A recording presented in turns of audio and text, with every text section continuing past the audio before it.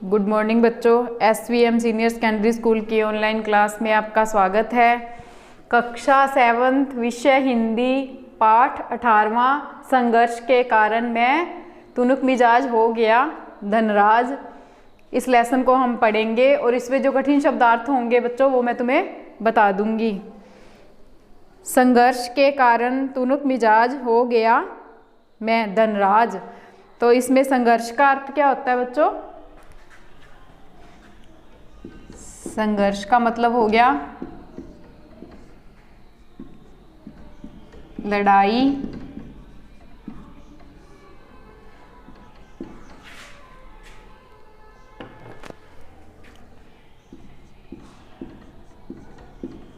तुनक मिजाज का अर्थ है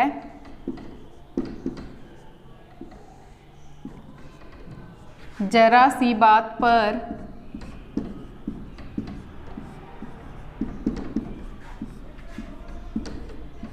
चिढ़ जाना।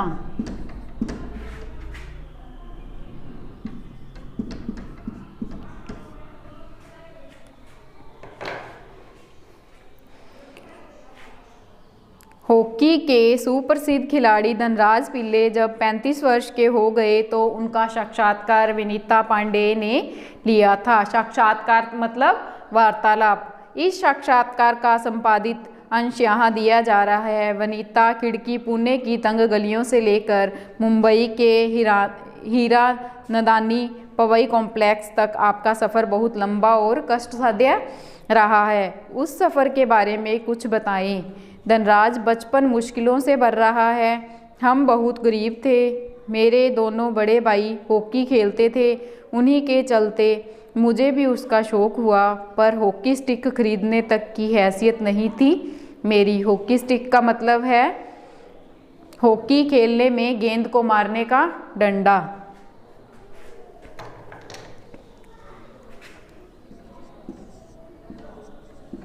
हॉकी स्टिक का अर्थ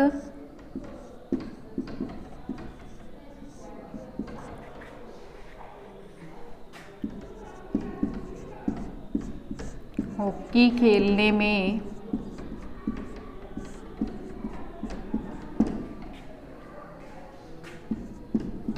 गेंद को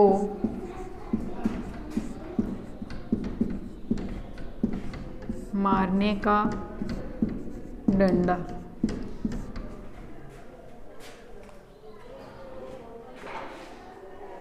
इसलिए अपने साथियों की स्टिक उधार मांगकर काम चलाता था। वह मुझे तभी मिलती जब वे खेल चुके होते थे। इसके लिए बहुत धीरज के साथ अपना भारी का इंतजार करना पड़ता था। मुझे अपनी पहली स्टिक तब मिली जब मेरे बड़े भाई को भारतीय कैंप के लिए चुन लिया गया। कैंप का मतलब अभ्यास और शिक्षण के लिए खिलाड़ियों को बुलाना।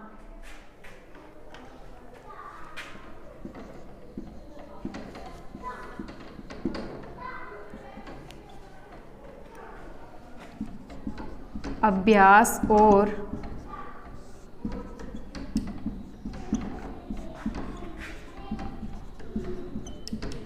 शिक्षण के लिए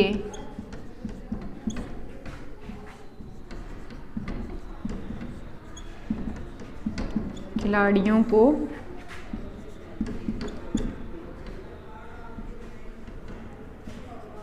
बुलाना।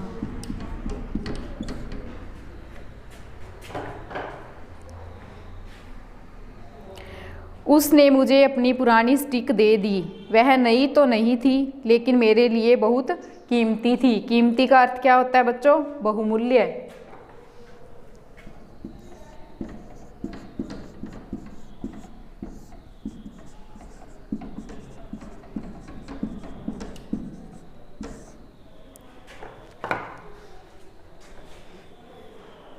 क्योंकि वह मेरी अपनी थी। मैंने अपने जूनियर राष्ट्रीय हॉकी सन 1985 में मणिपुर में खेली। तब मैं सिर्फ 16 साल का था। देखने में दुबला पतला और छोटे बच्चे जैसा चेहरा। दुबला पतले का अर्थ होता है दुबला पतला मतलब कमजोर।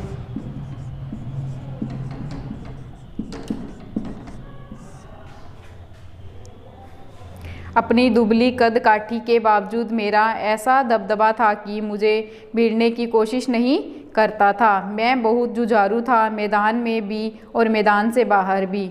1986 में मुझे सीनियर टीम में डाल दिया गया और मैं बोरिया बिस्तरा बांधकर मुंबई चला गया। उस साल मैंने और मेरे बड़े भाई रमेश ने मुंबई लीग में बेहतरीन खेला। हमने खूब धूम मचाई। इसी के चलते मेरे अंदर एक उम्मीद जागी कि मुझे ओलंपिक 1988 के लिए नेशनल कैंप से बुलावा जरूर आएगा, पर नहीं आया। मेरा नाम 57 खिलाड़ियों की लिस्ट में भी नहीं था। बड़ी मायूसी हुई, मगर एक साल बाद ही ओलविन एशिया कप के कैंप के लिए मुझे चुन लिया गया।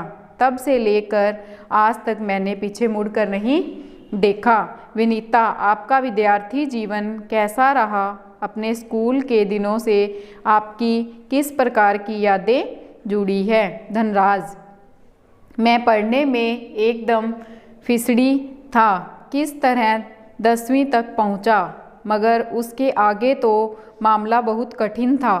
एक बात कहूँ, अगर मैं हॉकी खिलाड़ी न होता तो शायद एक चपरासी की नौकरी भी मुझे न मिलती। आज मैं बैचलर ऑफ साइंस या आर्ट्स भले ही न हूँ, पर गर्व से कहता हूँ कि मैं बैचलर ऑफ हॉकी हूँ। हंसते हुए और मेरी शादी के लिए आप मुझे मास्टर ऑफ हॉकी कह सकते हैं। विनीता, आप इतने तुनुक मिजाज क्यों हैं? कभी कभी आप आक्रामक भी हो जाते हैं। धनराज, इस बात का संबंध मेरे बचपन से जुड़ा हुआ है। मैं हमेशा से ही अपने आप को बहुत असुरक्षित महसूस करता रहा। मैंने अपनी माँ को देखा कि उन्होंने हमारे पालन पोषण में कितना संघर्ष किया है। मेरे तुनक मिजाजी के पीछे कई वजह है, लेकिन मैं बिना लाग लपेट वाला आदमी हूँ। मन में जो आता है सीधे सीधे कह डालता हूँ और बाद को कई बार पछताना भी पड़ता है। मुझसे अपना गुस्सा रोका नहीं जाता। दूसरे लोगों को भी मुझे उकसाने में मज़ा आता है। मुझे ज़िंदगी में हर छोटी बड़ी चीज़ के लिए जूझना पड़ा, जिससे मैं चिड़चिड़ा हो गया। साथ ही साथ मैं बहुत भावुक इंसान भी हूँ। मैं किसी को तकलीफ़ में नहीं देख सकता हूँ। तकलीफ़ का मतलब क्या होता है बच्चों? कष्ट।